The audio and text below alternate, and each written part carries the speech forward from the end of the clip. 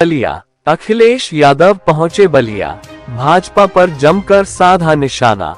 BJP चला रही सूदखोरों का ऑर्गेनाइजेशन। अखिलेश यादव, सपा के राष्ट्रीय अध्यक्ष अखिलेश यादव बलिया पहुंचे। उन्होंने सूदखोरों के आतंक से त्रस्त आकर आत्महत्या करने वाले गन व्यवसायी के आवास पर पहुंचकर श्रद्धांजलि अर्पित की और फिर व्यवसायी के परिजनों से भी मिलकर सांत्वना दी। वहीं उन्होंने भाजपा सरकार पर जमकर निशाना साधा है। सपा के राष्ट्रीय अध्यक्ष अखिलेश यादव ने मृतक गन व्यवसायी के परिजनों से मुलाकात की। उन्होंने कहा, दोषी वो हैं जिनसे मृतक गन व्यवसायी ने पैसा लिया।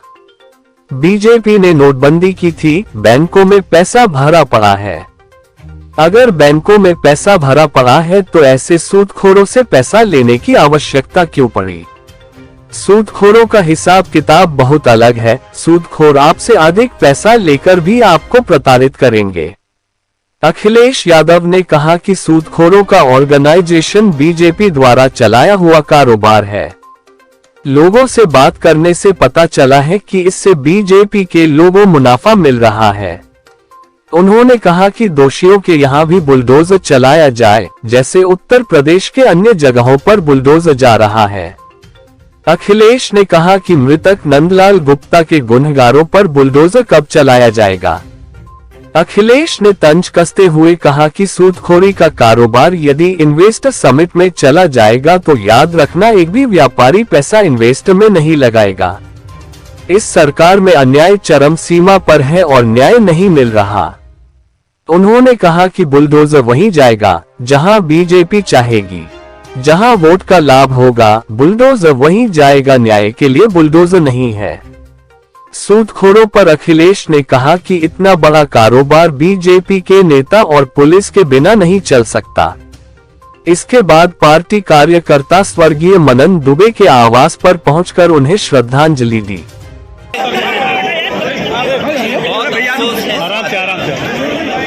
इस तरह की घटना आज के समय पर हो रही है और कोई व्यापारी तभी फेसबुक लाइव करेगा और इस तरह का कदम उठाएगा जब उसकी कोई सुनवाई नहीं होगी।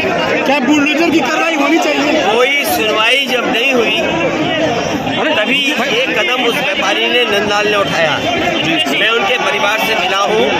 मेरी सरकार से मांग है कि उनकी पत्नी पढ़ी लिखी है, आईडी नीचे करिए ना, नौकरी मिलनी चाहिए, सरकारी नौकरी मिले, परिवार की 50 लाख रुपए से सरकार मदद करे।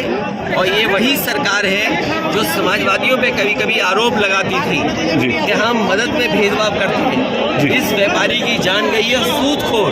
तो बलिया जैसी जगह पर इसकी बलिया की पहचान दूसरी है। यहाँ क्रांतिकारी लोग रहे हैं जी, ये समाजवादियों की धरती रही है।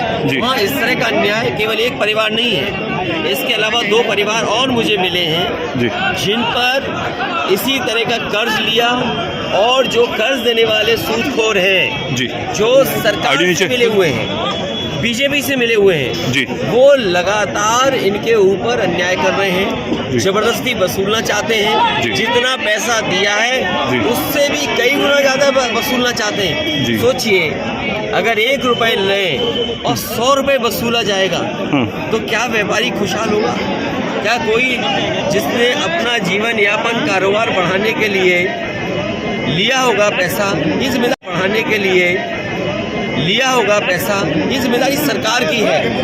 जब सरकार अपने बैंकों से पैसा नहीं दे पाती है, आसानी से पैसा नहीं दे पाती है, तब ये सूदखोरों के पास जाते हैं जो लोकल स्तर पर दबंग लोग होते हैं।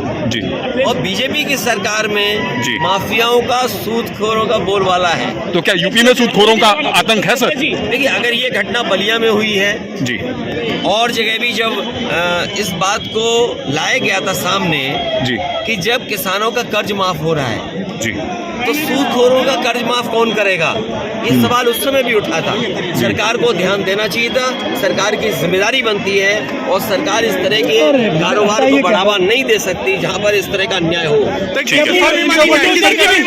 बुलडोजर की भी कार्रवाई होनी चाहिए। बुलडोजर तो सरकार हर एक चला रही है। जिनका दोष नहीं उन पे भी बुलडोजर चल रहा है। और अगर बुलडोजर नहीं चल रहा है तो इसका मतलब ये है कि वो बीजेपी से उसके लोग मिले होंगे, क्योंकि जो बीजेपी के लोग हैं उन पे बुलडोजर नहीं चलता है। आपको मैं तमाम उदाहरण दे सकता हूँ। जी सरकार ने अन्याय करके बुलडोजर चलाया है, जी जहाँ पर कानूनी चीज थे उस पर बुलडोजर चलाया। जी और यहाँ पर बुलडोजर क्यों नहीं चल रहा? क्योंकि इसलिए नहीं चल रहा है, बीजेपी के लोग होंगे, बीजेपी की सरकार है तो बीजेपी का ही बुलडोजर है, वो सरकार का न्याय दिलाने का बुलडोजर नहीं है, वो बीजेपी का बुलडोजर है। अगर बीजेपी का बुलडोजर है तो बीजेपी अपने लोगों पर कैसे बुलडोजर चलाएगी? अखिलेश जी, डिप्टी सीएम साहब कह रहे हैं कि आप पूर्वांचल को संदेश देने जा रहे हैं कि गुंडे और माफिया जो पूर्वांचल के हैं वो एक हो जाए। मुझे ये बताओ कौन से डिप्टी सीएम ने बोला? फिर केशव प्रसाद मौर्य ने। देखिए, केशव प्रसाद मौर्य जी के बारे में आप लोग समझदार हो, बलिया के पत्रकार साथियों, आप तो खुद लड़ाई लड़े थे अपनी खुद की। इसमें हो सकता है कुछ लोग हों जेल होके आए थे, जब पानी बलिया में भर गया आजमगढ़ में जेल में थे। मैं खुद आना चाहता था मिलने, लेकिन आप लोग रिहा पहले हो गए तो नहीं मिल पाया मैं। खैर, जो डिप्टी सीएम को इसलिए आगे करते हैं हमारे योगी मुख्यमंत्री जी, क्योंकि वो जवाब नहीं देना चाहते।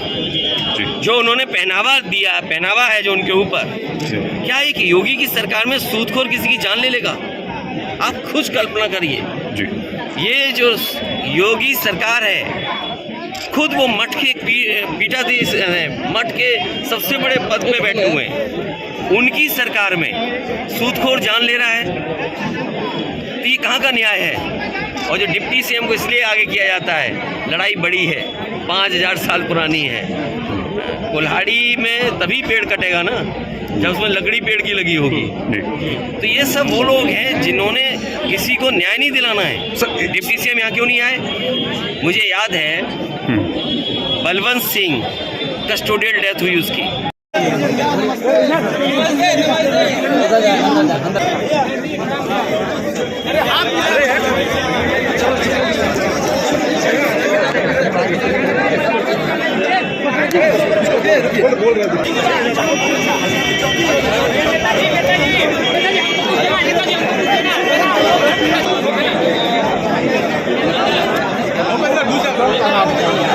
की हत्या होगी, आप उम्मीद करते हो कि व्यापारी यहाँ इन्वेस्ट करेंगे पैसा?